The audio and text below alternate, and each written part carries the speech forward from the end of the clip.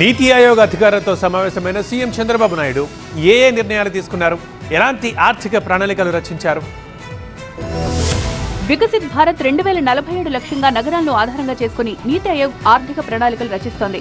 అందుకు ప్రాథమిక కసరత్తు ఇప్పటికే పూర్తి చేసిన నీతి ఆయోగ్ అధికారులతో సీఎం చంద్రబాబు సమావేశమయ్యారు. పలు కీలక నిర్ణయాలు తీసుకున్నారు. 8 జిల్లాలతో పాటు విశాఖ ఎకనామిక్ రీజియన్ ను అభివృద్ధి చేయాలని నిర్ణయించారు. అంతేకాదు విశాఖను మరో ముంబైలా తీర్చిదిద్దే విధంగా ప్రణాళికాబద్ధంగా ముందుకు వెళ్లాలని అధికారులకు సీఎం దిశానిర్దేశం చేశారు. ఇటు 20 లక్షల మందికి వర్క్ ఫ్రం హోం కల్పించేలా ముందుకు వెళ్లాలన్నారు చంద్రబాబు. అలాగే విజయనగరం, శ్రీకాకుళం, అనకాపల్లి, కాకినాడ, తూర్పుగోదావరి, అల్లూరి సీతారామరాజు, మన్యం సహా 8 జిల్లాల్లో ఆర్థిక కార్యకలాపాలు పెరిగేలా ప్రణాళికలు సిద్ధం చేయాలని అధికారులను ఆదేశించారు. అంతేకాదు పలు ప్రాజెక్టుల కోసం 1,00,000 ఎకరాలు గుర్తించాలి అన్నారు. అటు మూలపేట నుంచి విశాఖపట్నం నుంచి కాకినాడ మధ్య బీచ్ రోడ్లను అభివృద్ధి చేసి జాతీయ రహదారికి అనుసంధానం చేయాలన్నారు. రాష్ట్ర వ్యాప్తంగా 6 పోర్టులు, 17 వ్యవసాయ క్షేత్రాలు, 6 సర్వీస్ హబ్స్, 12 పర్యాటక హబ్స్ ను డెవలప్ చేయాలని నిర్దేశించారు.